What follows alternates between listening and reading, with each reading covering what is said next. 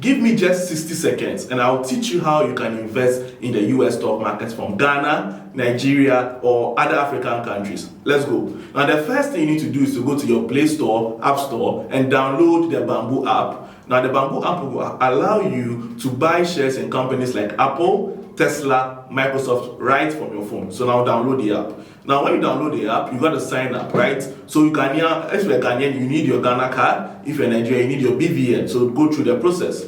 Then after you are done, for Ghanaian, what you need is to do top up your account using mobile money or bank account. Then you are good to go. Then now you open the app, you go to the top corner where you see the search button, search for the companies you want to invest in. Don't choose hype, don't chase hype. Think long term and invest and diversify your money so that your money is not just in one stock. Thank you for watching, and then don't forget, this is not financial advice. See you next time.